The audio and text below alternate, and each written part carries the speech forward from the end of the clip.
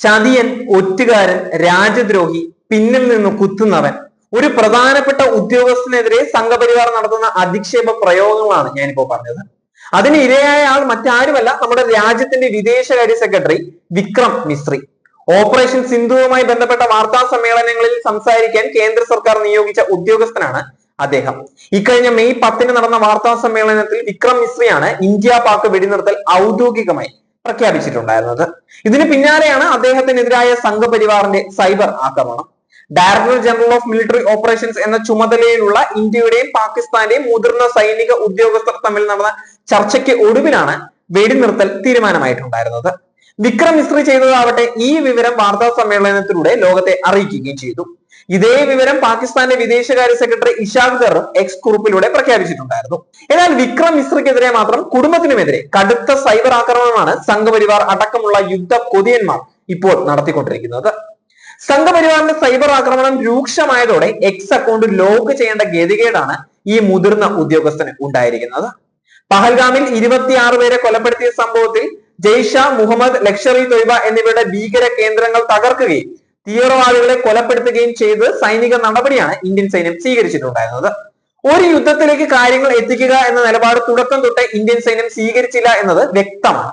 എന്നാൽ ഇന്ത്യയും പാകിസ്ഥാനും തമ്മിൽ സമാധാനമല്ല, യുദ്ധമാണ് വേണ്ടത് എന്നുള്ള നിലപാടാണ് സംഘപരിവാറിനുള്ളത്. യുദ്ധം സാധ്യമാക്കാത്തതിനുള്ള വിദ്വേഷം തകർക്കുന്നതോ കേന്ദ്ര സർക്കാരിന്റെ നിലപാട് പരസ്യമാക്കാൻ നിയോഗിച്ച ഒരു ഉദ്യോഗസ്ഥനുമേലാണ് ചാർത്തിയിരിക്കുന്നത്. വിക്രം മിശ്രിയുടെ മകളുടെ പൗരത്വം വരെ ചോദ്യം ചെയ്തിരിക്കുകയാണ്. അവരുടെ personal mobile number, Instagram, LinkedIn അക്കൗണ്ടുകൾ ഉൾപ്പെടെയുള്ള വ്യക്തിഗത വിവരങ്ങൾ സോഷ്യൽ മീഡിയയിൽ പ്രചരിപ്പിച്ചിരുന്നു.